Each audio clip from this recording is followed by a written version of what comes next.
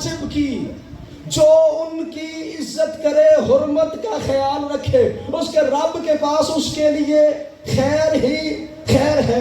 وَأُحِلَّتْ لَكُمُ الْأَنْعَامُ، چوپائے میں نے تمہارے لیے حلال کر دیے۔ آپ اگر مہربانی کریں ذرا توجہ کریں تو 2-4 جملے میں اس پہ کہہ لوں، کیونکہ یہ میں سمجھتا وقت کی ضرورت ہے۔ چوپائے میں نے تمہارے لیے حلال کر دیے۔ اونٹ بھی چوپایا ہے، بکری بھی چوپایا، گائے بھینس بھی، یہ بھی چوپایا، ہاتھی بھی چوپایا ہے۔ گائے بھینس حلال کیوں ہے، ہاتھی حرام کیوں ہے؟ میں نے اس پہ بڑی تفصیلی بات کرنی ہے، اگر آپ نے مہربانی فرمائی تھوڑی توجہ فرمائی تو۔ اس کے لیے توجہ کا مطلب یہ نہیں کہ آپ نعرہ لگائیں، توجہ کا مطلب ہے کہ میری بات کو ساتھ لے جائیں۔ شادی ہاتھی بھی چوپایا، بکری بھی چوپایا، گائے بھینس بھی چوپایا۔ گائے اور بھینس حلال کیوں ہے؟ ہاتھی کھانے کے لیے حرام کیوں ہے؟ میں مذہب اہل بیت میں سے حلال اور حرام پڑھنے لگا ہوں جناب۔ حلال کیا ہے اور حرام کیا ہے، اور یہ باتیں وہ ہیں جو اگر خدا نہ کرے کبھی ضرورت پڑ جائے تو مولوی کے پاس جانے کی مہلت نہیں ملتی۔ مثال کے طور پہ سیلاب آیا ہوا ہے، انہیں کوئی جانور ایسا مل جائے جو انہوں نے پہلے نہ دیکھا ہو، اب بھوک سے بندہ مر رہا ہو، اگر مولوی کے پاس جانے کی مہلت ہو تو بندہ کھانا نہ جا کے کھا لے۔ پتہ ہونا چاہیے کہ جانور کھانا کون سا ہے اور کون سا نہیں کھانا۔ ہاتھی بھی چبایا، گائے بھی، بھینس بھی چبائی، وہ حرام کیوں، یہ حلال کیوں؟ میں ایک ایک جملے میں سمیٹ کر مذہب اہل بیت کا ایک ایک قانون پڑھنے لگا ہوں۔ معصوم فرماتے ہیں جو پہلے انسان تھا عذاب نازل ہو کے جانور بنا وہ حرام ہے۔ پہلے انسان تھا عذاب نازل ہو کر جانور بنا حرام۔ پوچھا گیا مولا کون کون سی چیزیں؟ اگر آپ کہیں گے تو کتاب میرے موبائل میں موجود، میں آپ کو دکھا دوں گا، سکرین شاٹ لے لیں، صفحہ میں آپ کو واٹس ایپ کر دوں گا، جیسے آپ کہیں حوالہ مجھ سے لے لیں، میں دکھانے کے لیے تیار۔ پیغمبر نے جن جانوروں کے نام لے کر بتایا کہ یہ جانور حرام ہے، فرمایا کوا حرام، سانپ حرام، گو حرام، کچھوا حرام، ہاتھی حرام، ریچھ حرام، بندر حرام، خرگوش حرام، مور حرام۔ شیعہ کتاب کو شیعہ کتاب دکھاؤں گا، اہل سنت کتاب کو اہل سنت کتاب دکھاؤں گا۔ سے جسے ہم کہتے ہیں سے حرام، پیغمبر فاختہ حرام، جی فاختہ حرام، جی خرگوش بھی تو کھائے پڑتے ہیں، معاف کیجیے گا میں نے تو خود کھایا ہے۔ اچھا مجھے نہیں پتا تھا جی 2 سال اصل میں بات یہ ہے کہ میری مجبوری یہ ہے کہ میں نے جو مجلس پڑھنی ہوتی ہے میں پہلے اس پہ استخارہ کرواتا ہوں جی۔ میں اس پہ انشاءاللہ میں تفصیلی ہر چیز کی وجہ بتاتا جاؤں گا۔ پیغمبر سے جب پوچھا گیا، یہ پیغمبر نے 20 چیزوں کے نام بتائے، 20 چیزوں کے نام بتائے۔ اب پوچھا گیا یا رسول اللہ چوپایوں میں سے ہاتھی حرام کیوں ہے؟ فرمایا یہ انسان تھا عذاب نازل ہو کے جانور بنا۔ یا رسول اللہ یہ کون سا انسان تھا، کس جرم کی وجہ سے جانور بنا؟ فرمایا یہ چوپایوں سے بدفعلی کیا کرتا تھا۔ چوپائی یعنی 4 پاؤں والے جانور سے بدفعلی کرتا تھا، اللہ نے اسے ہاتھی بنا دیا۔ مولا یہ بندر کیوں حرام ہے؟ فرمایا یہ اللہ کے نبیوں کی بے حرمتی کیا کرتا تھا۔ آیت یاد ہے حرمت والی، جن کی حرمت اللہ نے واجب کی ان کی حرمت کرو تو خیر ہی خیر، نہ کرو تو مثل بندر۔ اور ایک جملہ کہوں جناب، حضرت زہیر ابن کین جانتے نا کون ہے؟ کربلا کا شہید۔ 2 علموں کے درمیان کھڑا ہو کے غازی کو گواہ کر کے جملہ کہنے لگا ہوں، کربلا کے شہید چاہے 72 ہیں یا 365، واحد شہید ہے زہیر ابن کین، جس کی لاش پر کھڑے ہو کے امام حسین نے فرمایا زہیر اللہ تیرے قاتلوں پر وہی عذاب نازل کرے جو بنی اسرائیل کے ان لوگوں پہ عذاب کیا تھا جنہیں یا بندر بنا دیا تھا یا خنزیر بنا دیا تھا۔ یعنی فرمایا اللہ تیرے قاتلوں کو بندر بنا دے، اللہ تیرے قاتلوں کو خنزیر بنا دے۔ واحد زہیر ابن کین ہے جس کی لاش پہ یہ بد دعا فرمائی، ورنہ کسی شہید کی لاش پر یہ بد دعا میرے مولا نے نہیں فرمائی۔ فرمایا لعنت کرے اللہ ان پر۔ ہاتھی کیوں حرام ہوا چوپایوں سے؟ بد فعلی کرتا. پھر پوچھا گیا مولا مور کیوں حرام ہے؟ فرمایا جنت میں تھا، عذاب نازل کر کے نکالا گیا. نہج البلاغہ میں خطبہ طاؤس پورا خطبہ موجود ہے، وہاں پڑھی کہ میں تفصیل میں جانا نہیں چاہتا. مولا سانپ کیوں حرام ہے؟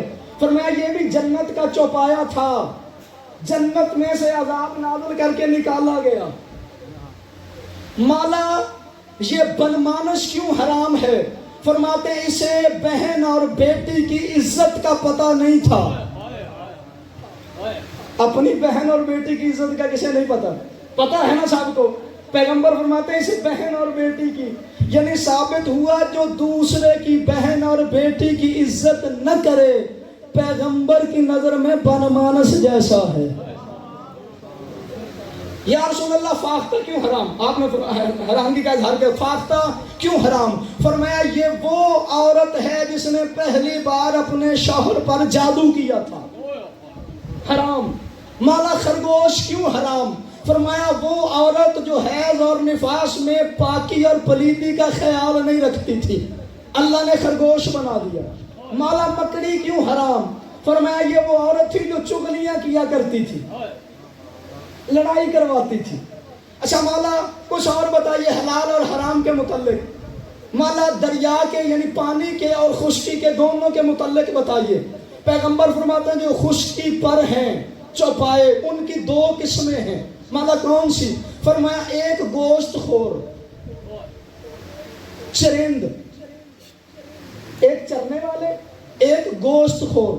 فرمایا گوشت خور جتنے بھی ہیں سارے حرام ہیں. مولا ان کی کوئی نشانی؟ فرمایا سامنے والے دو دانت چھوڑ کر سائیڈ والے دونوں دانت جن کے نکیلے ہوں وہ حرام ہیں. تو جو فرمائی جناب آپ، جن کے یہ دو سامنے والے دو دانت چھوڑ کے سائیڈ والے دانت نکیلے ہوں وہ حرام ہے. مولا فرماتے ہیں پھر گوشت خور تو سارے کے سارے نکل گئے نا. فرمایا جو اپنے ہاتھوں سے اٹھا کر کھائے حرام ہے. مرغی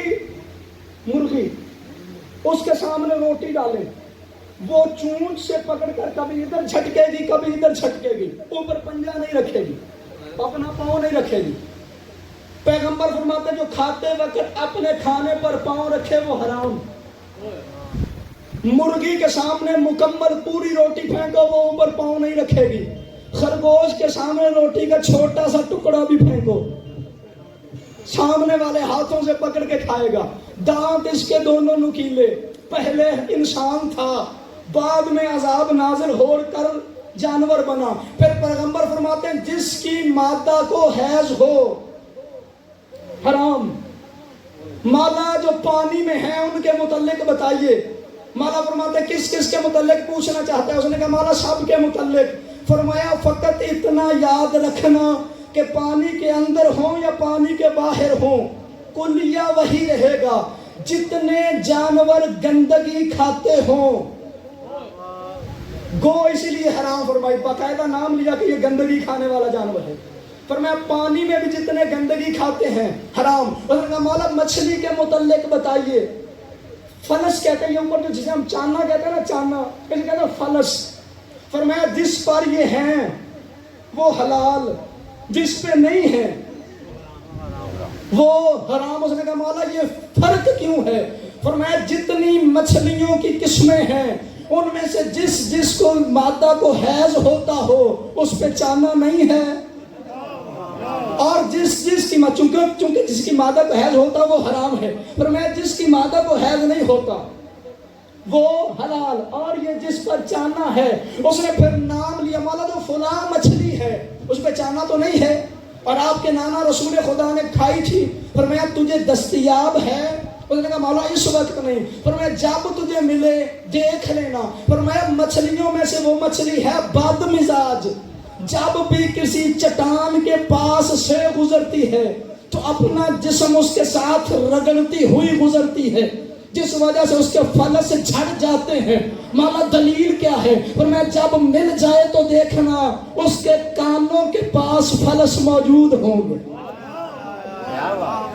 اس نے کہا مولا مچھلی آ گئی میرے پاس، کیسے پتا چلے یہ حلال ہے یا حرام، کیونکہ زندہ اگر پانی میں سے نکالیں باہر نکل کر ٹھنڈی ہو تو پھر حلال ہے، پانی کے اندر ٹھنڈی ہو جائے تو پھر حرام۔ اس نے کہا مولا مچھلی آ گئی میرے پاس، میں نے بازار میں سے خریدی، مجھے نہیں پتا کہ وہ پانی میں سے جب نکلی زندہ تھی یا نہیں تھی، مولا آپ کیسے پتا چلے؟ مولا فرماتے ہیں اسے گھر لے آنا، ایک برتن پانی کا بھرنا، اسے پانی میں واپس چھوڑ دینا،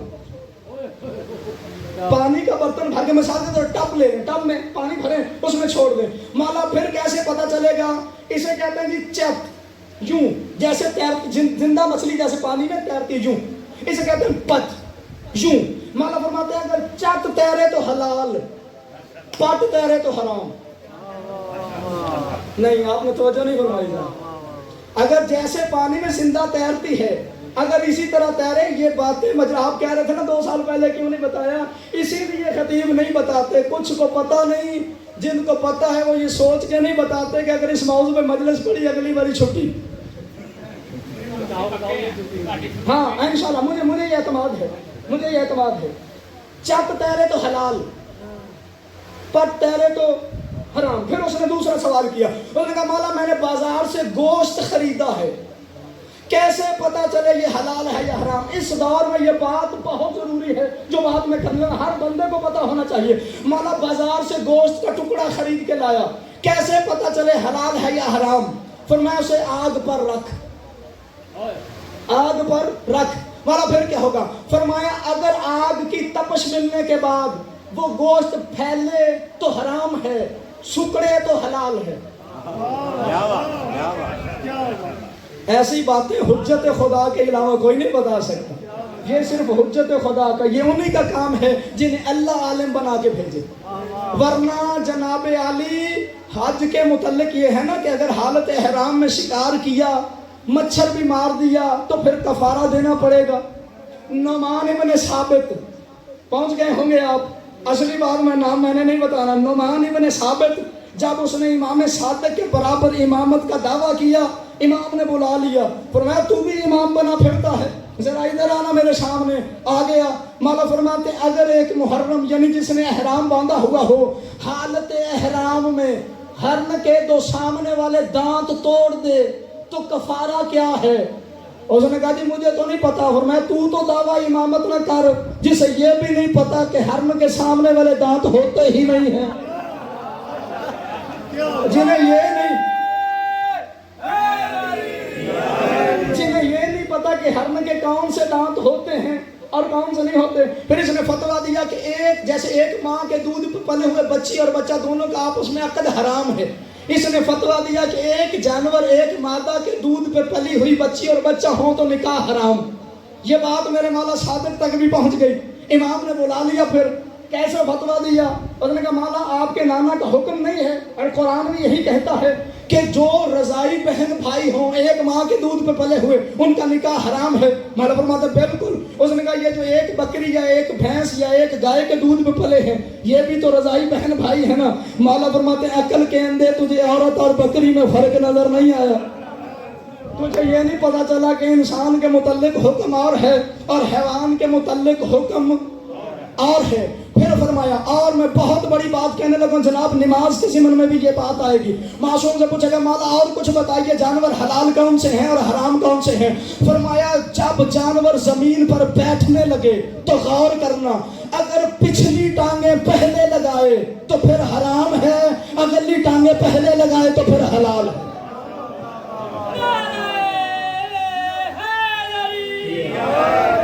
اگلی ٹانگیں پہلے زمین پر لگائے، کتے کو دیکھ لینا، پہلے پچھلا حصہ زمین پر رکھے، بکری کو، گائے کو، بھینس کو، اونٹ کو دیکھنا، وہ اگلا حصہ پہلے زمین پر رکھے گا۔ میں کہہ رہا تھا کہ میں نے نماز کے ضمن میں ایک بہت بڑی بات کرنی سجی، میرے ذہن میں بھی الجھن تھی کہ اہل سنت کے ہاں جب نماز میں سجدے میں جایا جائے پہلے گھٹنے زمین پہ لگائے جاتے ہیں پھر ہاتھ۔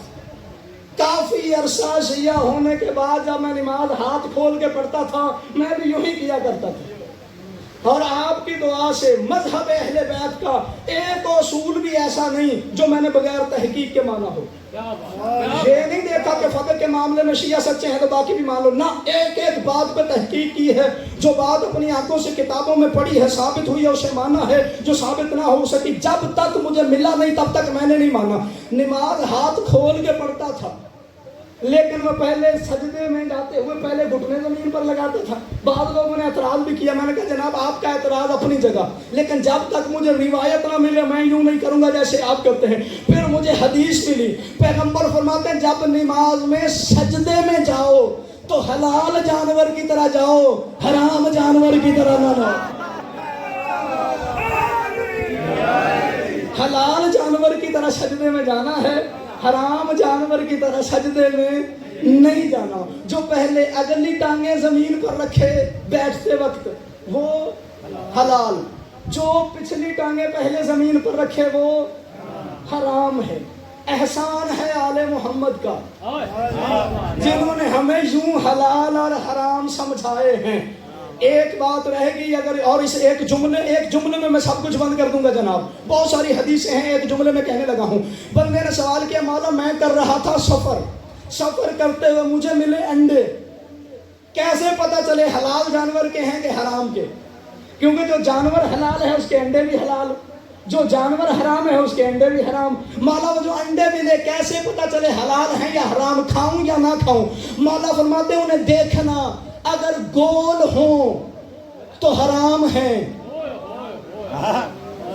صبح تجربہ کر لینا جی، مرغی کا انڈا دیکھنا، ایک طرف سے زیادہ موٹائی، ایک طرف سے باریک، اسے کہتے ہیں شکل بیضا، انڈے کی شکل، یعنی ایک مکمل گول گیند کی طرح گول نہیں ہوتا انڈا مرغی کا، ایک طرف سے زیادہ موٹا ایک طرف سے باریک۔ پیغمبر فرماتے ہیں اگر وہ مکمل گول ہو تو پھر حرام، اور اگر جس طرح مرغی کے انڈے کی شکل ہے اگر اسی طرح ہو تو پھر حلال۔ میں پھر کہوں گا احسان ہے آل محمد کا، ورنہ بندہ جنگل میں ہو، انڈے مل جائیں اور بندہ ڈھونڈتا پھرے، اور پھر بندے کو مولوی بائی چانس وہاں صحرا میں مل جائے، بندہ مولوی سے پوچھے، پھر کہنا تو پڑے گا نا مولوی صاحب آپ نہ ہوتے تو میں تو ہلاک ہو گیا ہوتا۔ ہر جگہ مولوی دستیاب نہیں ہوتا، لہذا ہلاکت کے راستے پہ نہیں جانا، آل محمد کے راستے پہ جانا ہے۔ فرمایا جس نے ان کی عزت کی جن کی عزت اللہ نے واجب کی ہے، یا اللہ کن کی؟ یہ جو آیت میں نے پہلے پڑھی سورہ حج کی، یہ آیت نمبر 30 تھی، اب جو پڑھنے لگا ہوں یہ آیت نمبر 32 ہے۔ میں آیت دہرا دوں تاکہ بات ذہن میں رہ جائے۔ ذالک ومن یعظم حرمات اللہ فہو خیر عند ربہ، اب آیت نمبر 32 فرمایا ذالک، وہی ذالک آ گیا، ومن یعظم وہی آ گیا، ومن یعظم شعائر اللہ فانہا من تقوی القلوب، جو اللہ کی نشانیوں کی عزت کرتے ہیں ان کے دل میں تقوی ہے۔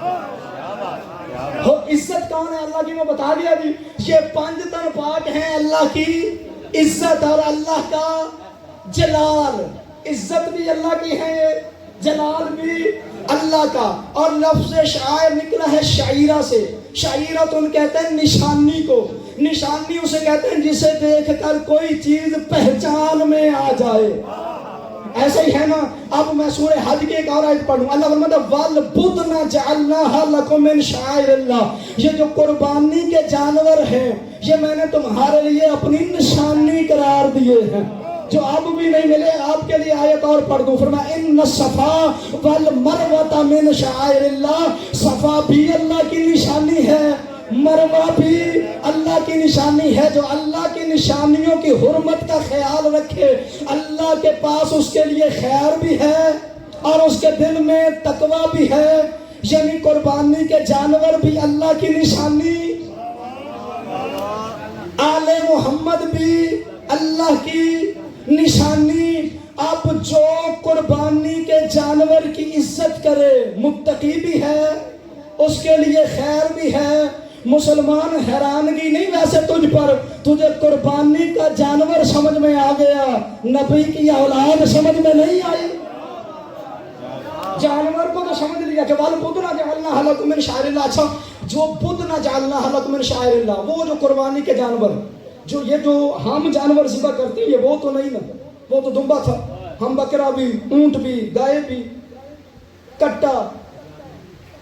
شیعہ مذہب میں نہیں قربانی ہوتی. جی جب کہیں گے کتاب کا میں ضامن.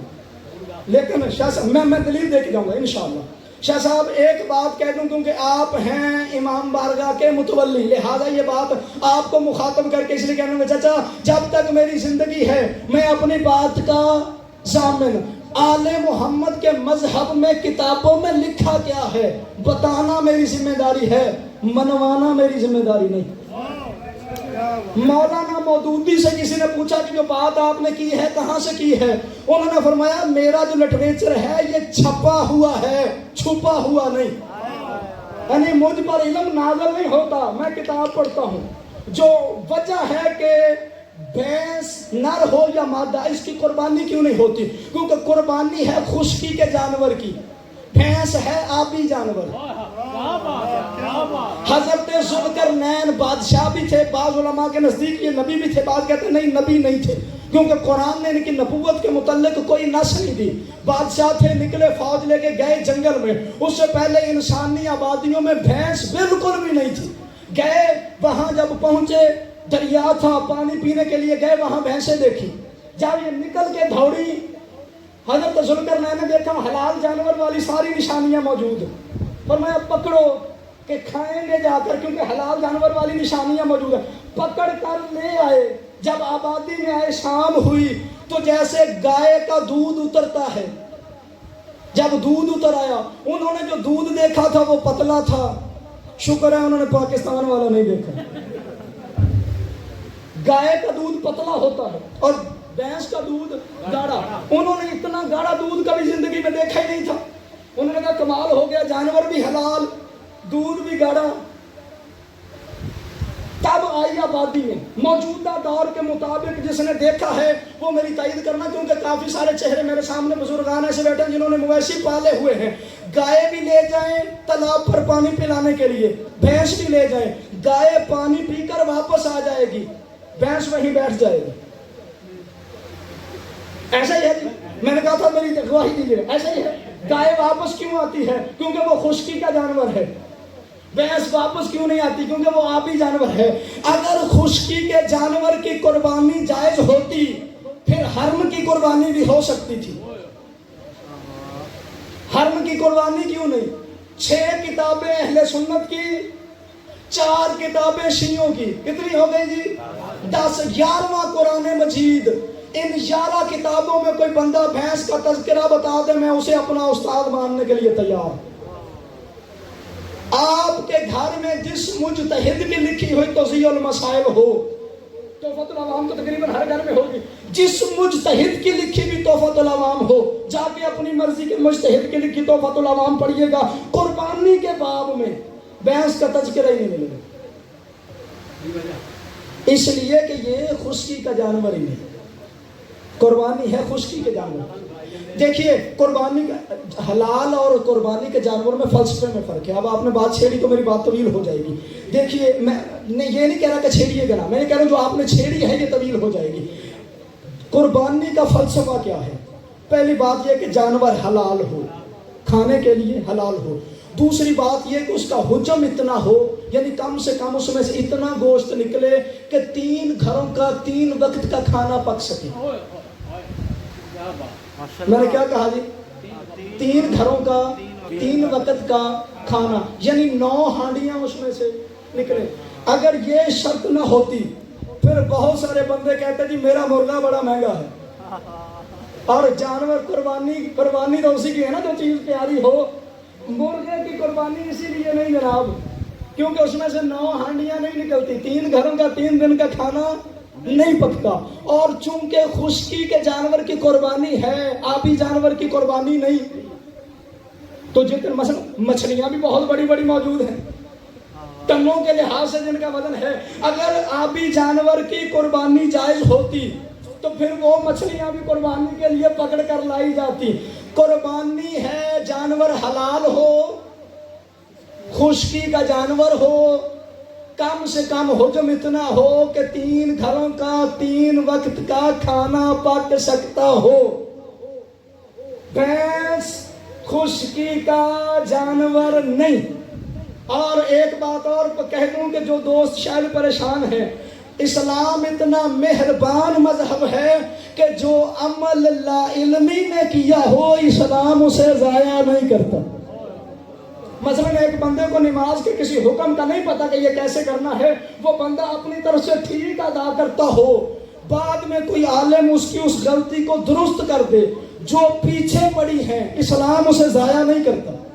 اسلام سب کو قبول کر لیتا ہے۔ اسلام کہتا ہے الا ما قد سلف، جو گزر گیا وہ گزر گیا، آگے ٹھیک کر، پچھلی بھی قبول، آگے والی بھی قبول۔ میں پھر کہہ رہا ہوں اہل سنت دوستو، آپ کی اپنی مرضی، آپ اپنے علماء سے پوچھنا۔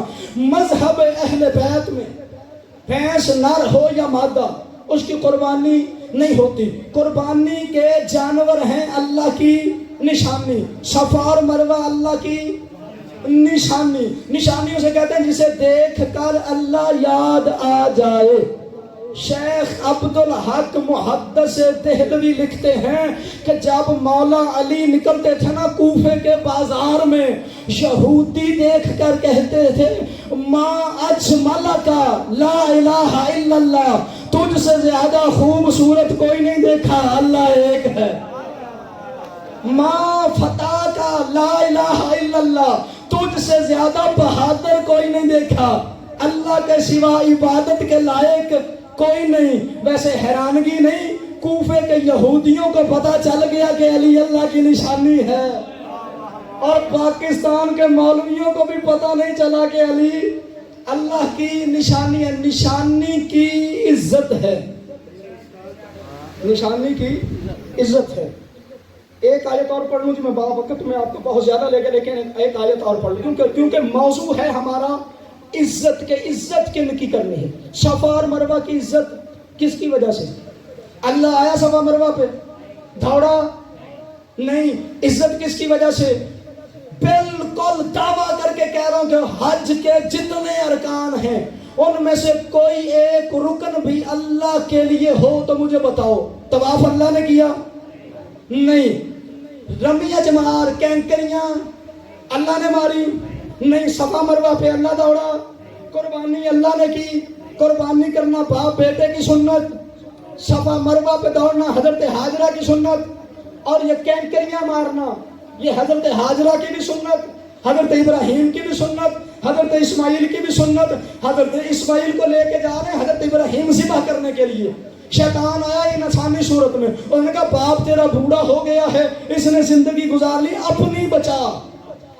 جناب اسماعیل نے فرمایا لا حول ولا قوت الا باللہ۔ اس نے کہا کیسے پتا چلا کہ میں شیطان ہوں؟ فرمایا جو نبی کے فیصلے کے خلاف چلے وہی تو شیطان ہوتا ہے۔ پھر حضرت ابراہیم کے سامنے جناب کیوں لے کے جا رہے بیٹے کو؟ ایک بیٹا ہے۔ جناب ابراہیم نے فرمایا میں نے خواب دیکھا ہے۔ اس نے کہا خواب ہوتی ہے ذہن کی تخلیق، آپ خواب پہ عمل کرتے ہوئے بیٹے کو قربان کرنے لگے ہیں۔ حضرت ابراہیم نے فرمایا لا حول ولا قوت الا باللہ۔ اس نے کہا کیسے پتا چلا کہ میں شیطان ہوں؟ فرمایا جو نبی کے دماغ پہ حملہ کرے وہی تو شیطان ہوتا ہے۔ وہاں سے بھی نکلا، حضرت حاجرہ کے بعد دروازے پر دستک دی، بی بی نے پوچھا کون؟ اس نے کہا بی بی دروازہ کھول، چادر پہن، میرے ساتھ آ، تیرا شوہر تیرے بیٹے کو ذبح کرنے لگا ہے۔ بی بی نے فرمایا لا حول ولا قوت الا باللہ العلی العظیم۔ اس نے کہا بی بی کیسے پتا چلا میں شیطان ہوں؟ فرمایا جو نبی کی بیوی کو گھر سے نکلنے کا مشورہ دے وہی تو شیطان ہو۔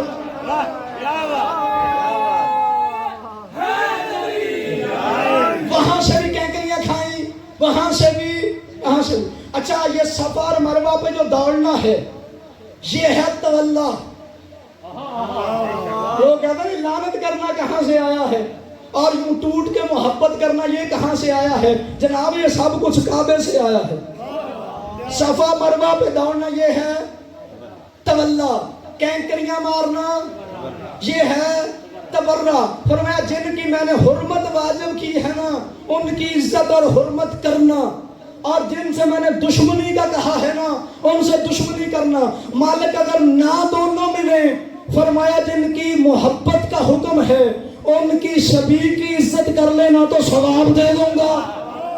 اور جن سے دشمنی کا حکم دیا ہے اسے پتھر مارنا حکم یہی ہے. حج کی کتابیں پڑھ کے دیکھیں حج کے باب میں پتھر مارنا, پتھر نہ ملے جوتے مارنا, جوتے نہ ملے تو زبان سے لعنت کرنا. یا اللہ سامنے تو وہ شیطان نہیں فرمایا اس کی بھی تصویر بنا لینا. شبیہ کی عزت یہ جو وہاں کھڑے ہیں نا وہاں کھڑے یہ جناب ابراہیم کے بنائے ہوئے نہیں, حضرت اسماعیل کے بنائے ہوئے بھی نہیں. یا اللہ عزت کن کی ہے فرمایا جو میری نشانیاں ہیں. کعبہ دیکھو تو اللہ یاد آتا ہے, صفا مروہ دیکھو تو اللہ یاد آتا ہے, قربانی کرو تو اللہ یاد آتا ہے. حد ہو گئی تجھے دمبا دیکھ کے اللہ یاد آتا ہے, ذوالجناح دیکھ کے اللہ یاد کیوں نہیں آتا؟ قربانی کا اچھا ایک آیت سے شامل کروں پہلے میں اور اس آیت سوچ رہا تھا ابھی یہ سامنے آ گئی. یہ سورہ انعام کی آیت نمبر 2 ہے. فرمایا یا ایھا الذین آمنوا لا تحلوا شعائر اللہ ولا الشہر الحرام. اے ایمان والو مت بے حرمتی کرنا ان کی جن کی عزت کرنے کا اللہ نے حکم دیا ہے. یا اللہ کون؟ فرمایا ولا الشہر الحرام, وہ جو 4 مہینے میں نے حرمت والے بنائے ہیں نا, رجب, ذی-القعد, ذی الحج, محرم. فرمایا ان 4 کی بے حرمتی نہ کرنا, ان کی عزت کرنا. ایک جملے میں بند کروں مشن امام حسین علیہ السلام کو حرمت والے مہینے دہرانا کون سے؟ رجب, ذی-القعد, ذی الحج, محرم. میرے مولا رسول خدا نے فرمایا کہ عرب کے کافر ان 4 مہینوں میں جنگ نہیں کرتے تھے. اب امام حسین علیہ السلام کے مشن کو دیکھنا, مدینہ چھوڑا رجب میں, مکہ چھوڑا ذوالحج میں, کربلا پہنچے محرم کو 2 کو. مکہ چھوڑا تو بتایا میں لڑنا نہیں چاہتا کیونکہ مہینہ حرمت والا ہے. مدینہ چھوڑا تو بتایا میں لڑنا نہیں چاہتا کیونکہ مہینہ حرمت والا ہے. کربلا محرم میں پہنچ کر بتایا میں لڑنا نہیں چاہتا کیونکہ مہینہ حرمت والا ہے. فرمایا ولا الشہر الحرام, حرمت والے مہینوں کی بھی عزت کرنا. ولا القلائد, اور وہ جو قربانی والا جانور ہے نا, لفظ شدید لفظ قلائد, میں نے آیت کا نمبر بھی بتا دیا, آیت کا نمبر 2 ہے. لفظ قلائد اسی سے نکلا ہے تقلید, جس کے معنی ہے پٹا. میں اپنے ایک لفظ کا ضامن ہوں جناب. لفظ قلائد سے نکلا تقلید, اس کا معنی ہے پٹا. اللہ فرماتا ہے وہ جو قربانی کا جانور ہے اس کی تو عزت کرنی ہی کرنی ہے نا. یہ جو قربانی کے جانور کے گلے میں رسی ہے اس کی بھی بے حرمتی نہیں کرنی. حد نہیں ہو گئی؟ غریب و سادہ و رنگین ہے داستان حرم, نہایت اس کی حسین اور ابتدا ہے اسماعیل. وہ ابتدا کرنے والے کے دمبے کے گلے میں جو رسی آ جائے اس کی عزت کی جا سکتی ہے, جس نے انتہا کی ہے اس کے تعزیے کی عزت نہیں ہو سکتی, ان کے علم کی عزت نہیں ہو سکتی, ان کے ذوالجناح کی عزت نہیں ہو سکتی. حد ہو گئی مسلمانوں تمہاری بے انصافی کی. حضرت اسماعیل کی جگہ پہ قربان ہونے والا دمبا اس کی عزت واجب ہے. اصحاب کاف کا کتا وہ بھی صاحب عزت ہو گیا. حضرت عزیر کا گدھا وہ بھی صاحب عزت ہو گیا. حضرت صالح علیہ السلام کی اونٹنی وہ بھی صاحب عزت ہو گئی. اور جو اللہ کی عزت ہے, آل محمد اللہ کی عزت ہے,